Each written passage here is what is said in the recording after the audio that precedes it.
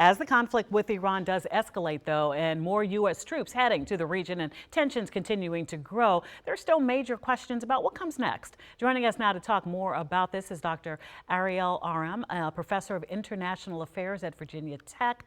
Thank you so much. A lot of questions surrounding what is unfolding now. Good morning, and let's start with Iran's decision to keep the Strait of Hormuz closed. How does that fit into broader strategy?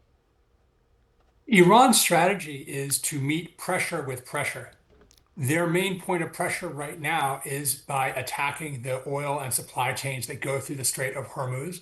They have realized that many of their other strategic options are no longer available to them. They also don't see a let up from the United States or from Israel, and so their attempt is to try and ratchet up the pressure, particularly by harming key U.S. allies in the Gulf. That's Saudi Arabia, the UAE, Qatar, Bahrain, Kuwait, and others.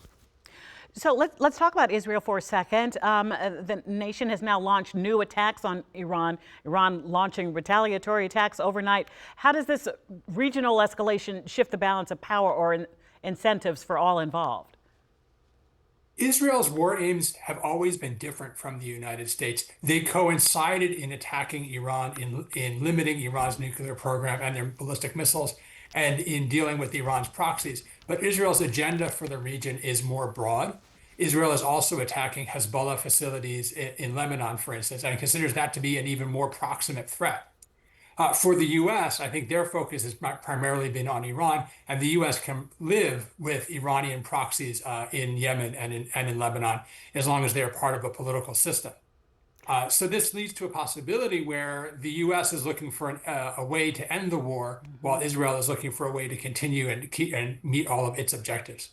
So, Doctor, how is this situation then squared if we went into this conflict partnering with Israel? How does that really play out? Allies often have divergent interests or divergent long-term goals. What matters is the coinciding of their short-term aims.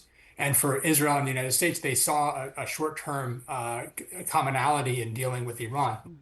As the war has gone on, though, and the U.S. has faced much stronger pressure from its key regional allies, Saudi Arabia, UAE, Qatar, and the Gulf, the U.S. has dealt with a much bigger set of problems and has to take a global view. Israel's view is much more narrow and much more regionally focused.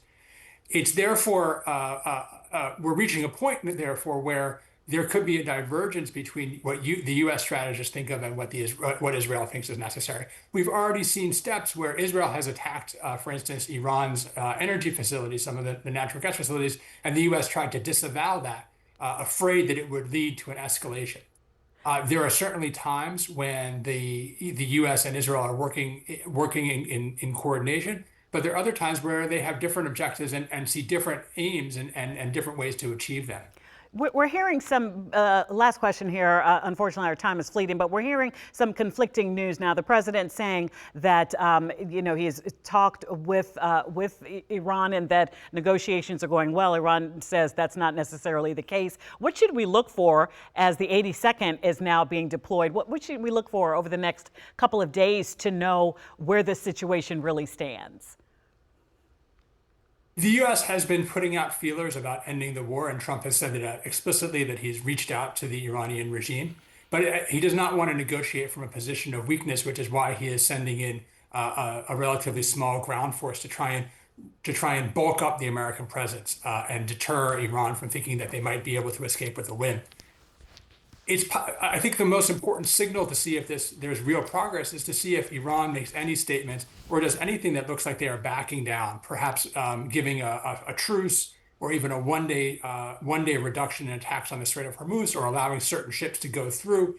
That would be a signal that the Iranians are trying to ratchet down the pressure while the U.S. is doing the same. Dr. Aram, we appreciate your time, your perspective this morning. Thank you. Thank you so much. It's a professor of international affairs at Virginia Tech.